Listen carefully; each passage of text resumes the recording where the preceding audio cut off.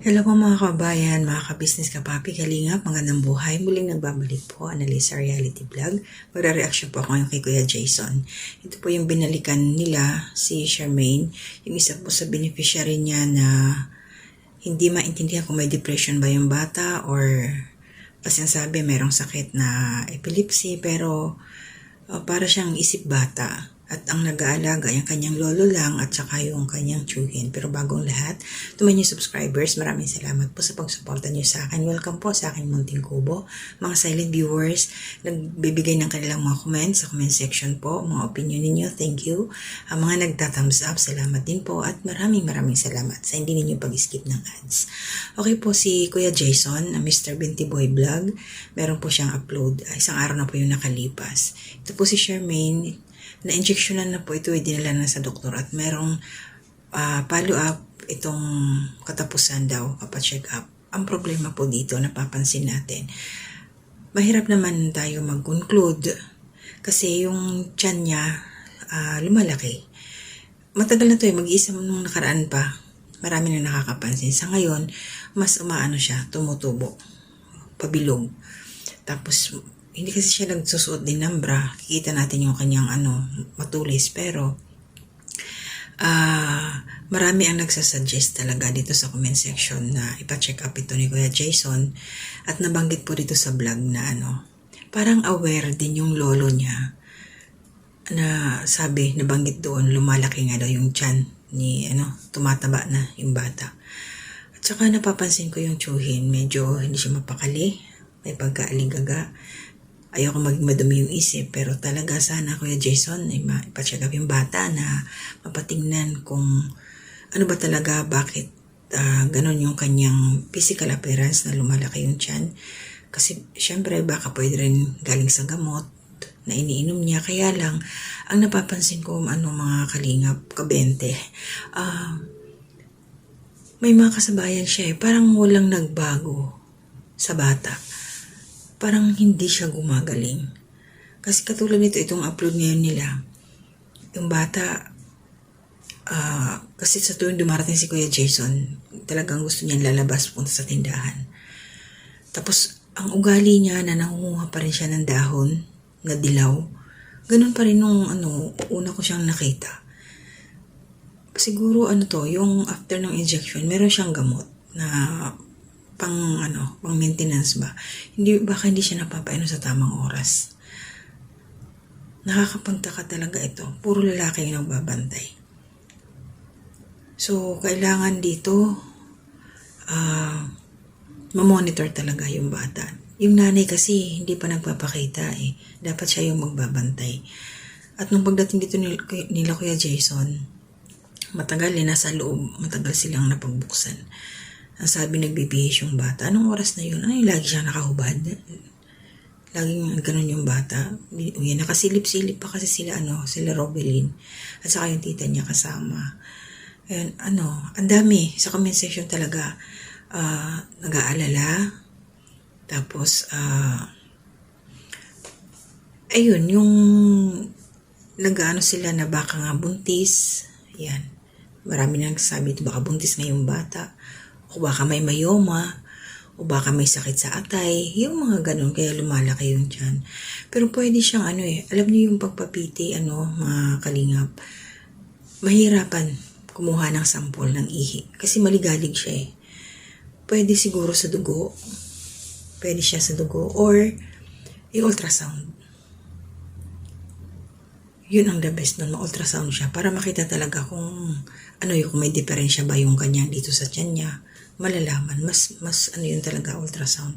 Yun din, marami nagsasabi dito na nagbigay ng idea or comment para, syempre si Kuya Jason, nag-aalangan yan Nag-aalangan siya. Talaga, siguro kung i-rate natin yung mga comment dito na nagbabaka, baka buntis, sa 10 rate, mas lamang yung naghihinala na baka buntis. Kaya lang, hanggang hinala lang po tayo mga kalingap. Antayin natin yung ilang 2 weeks pa bago madala sa doktor. Kaya lang, ang pagdala dun sa doktor para follow-up check-up, yun yung sa injection niya. Pero sana bago ma-injectionan, doon muna sa Obigaini, patingnan. Ipakapa yung tiyan kung ano talaga ang meron. Kasi sana mapaamo nila yung bata. Yan. Mahirap Yung nakakapag-alala lang talaga kalagayan nito. Nababasa ni Kuya Jason yung mga comment kasi nagpupuso siya dito. Dami talaga nagsasabi, pasensya po kayo, halos lahat. Kuya Jason, ipatingin mo sa doktor ang kanyang tiyan. Bakit ang laki? Ayan. Dami talagang nagdududa. Sa ngayon, oo, kasama ako sa isa dyan sa nagdududa sa kalagayan ni Charmaine. At saka yung lolo niya, pag humawak talaga, walang tinutulak niya yung tiyan. Tapos sa boobs ng bata, nagkakanda sagi-sagi. Mag-attach po ako ng clip. Tanggalin ko lang po yung sound niya kasi may music para hindi po ako makapiright. Makikita niyo po yung galawan ng bata. Panoorin niyo rin po doon sa channel ni Kuya Jason, Mr. Bentiboy Vlog, para marinig niyo yung conversation nila. Ang hirap lang, nakakaawa ang kalagayan ni Charmaine kasi nga mahirap siyang pasunurin. Mahirap siyang anuhin. So tingin na tayo kung ano yung mga sabi dito sa comment section. Ay tama, sabi ni Ma'am Bioli Madria, mayroon isang suggestion. Naniniwala kayo doon ng mga kalingap. Kuya Jason, pagmasdan mo yung liig ni Charmaine, pag mabilis ang pintig, buntis yan. Ganyan pag buntis ang babae. Totoo po, dito, yung lubog dito. Pag naghihinala tayo, pumuputok, yung parang yung pulso nandito. Mabilis yan yung pintig. So, makikita natin, malalaman kung buntis ba. Maano kasi siya, malikot ba, hindi natin matutukan. Sana mabasa yun kay Jason para matingnan nila dito, yung lalamunan ng bata. Isa yan, na kung mayroong pulso, ibig sabihin may laman ang tiyan. Yung tsuhin niya talaga, maligalig. Baka may ginagawa silang hindi maganda sa bata. Naku, mananagot yan sila. Wag naman sana. Sana dahil lang sa kinakain ba niya o sa gamot niya. Baka mamaya pinaglalaroan ako, sigurado ito sila. Wag naman sana. Ayan sabi ni Ma'am Maria Sudario, shout out ma'am, baka buntis yan, imposible na lumalaki yan, tas kasama niya dyan sa bahay, lolo at tiyuhin. Pa-inject nyo yan, tas di nyo alam. Nasa tiyan, baka maapektuhan. Tas paglabas ng bata abnormal, sana ipa-check up nyo muna, kaysa puro lang vlog, walang punto.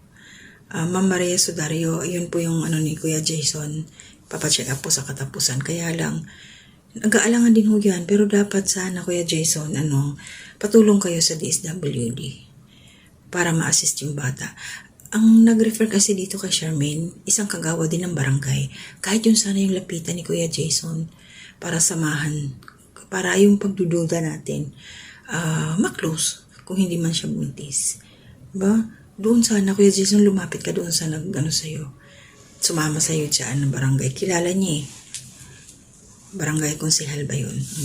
So maraming salamat po. Suportahan natin si Kuya Jason kasi maliban dito sa kanyang mga beneficiaries na tinutulungan, mga may problema sa pag-iisip, meron din po siyang ginagawang ano ba yung tawag niya doon? Hindi pa kasi tapos yung building na yun Parang foundation siya. Nakalimutan ko yung pangalan. Basta panoorin nyo na lang po sa channel ni Kuya Jason. Under construction pa ho yun. Hindi pa tapos. Nandito sa dulo ng aking dila yung pangalan niya. Ng kanyang itinatayong building doon. Facility. Ayun.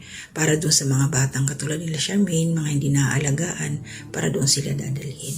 So yun lang po yung sa akin. Maraming salamat sa inyo. To my silent viewers po, thank you. Sandali po, i-shoutout ko muna. Okay, mga kalingap, dito po sa aking last upload. Maraming salamat po kay Nana Channel TV. Nakita ko po ang iyong name sa comment section. Shoutout po. Ate Nenet Recta, shoutout din po. Ma'am Charito Nipison, shoutout po. And Ate M. Scorch, shoutout din po sa iyo. Salamat sa support. And Ma'am Marina Ganson, shoutout po ma'am, salamat sa suporta. And Ma'am Cherry Gapas, salamat din po ma'am, welcome po sa aking YouTube channel.